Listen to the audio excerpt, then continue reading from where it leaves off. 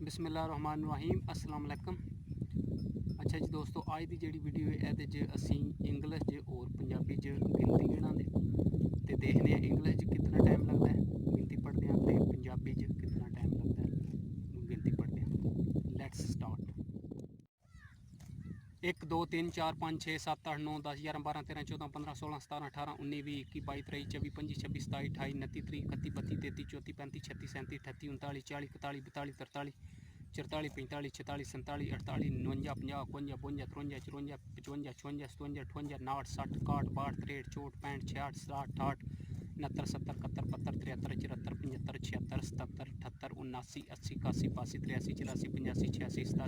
91 92 93 94 95 96 97 98 99 100। अच्छा जी, पंजाबी च टोटल जोड़ा 35 सैकंड लगे ने 100 ताई गिनती गिनते 1 2 3 4 5 6 7 8 9 10 11 12 13 14 15 16 17 18 19 20 21 22 23 24 25 26 27 28 29 30 31 32 33 34 35 36 37 38 39 40 41 42 43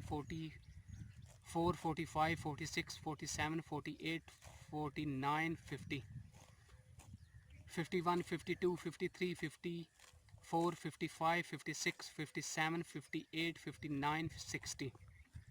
61 62 63 64 65 66 67 68 69 70 71 72 73 74 75 76 77 78 79 80 81 82 83 84 85 86 87 88 89 90 91 92 93 94 95 96 97 98 99 100।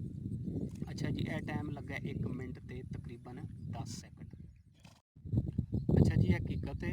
कि जी तुहाडी ओरिजिनल मादरी जबान है उहदे नाल दूसरी कोई जबान जी तुसी सही है वो नहीं कंपेयर कर सकते, क्योंकि हूँ मैं देखा जे कि पंजाबी पहला गिनती पढ़ी है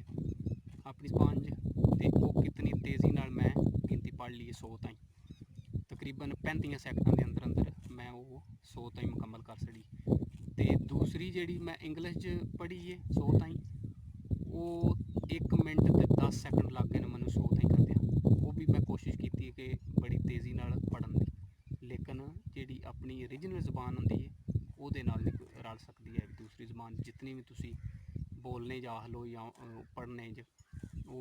ओरिजिनल जी जबान वो नहीं तुसी कंपेयर कर सकते, क्योंकि कितना फ़र्क आया है मेरे गिनती पढ़ने च सिर्फ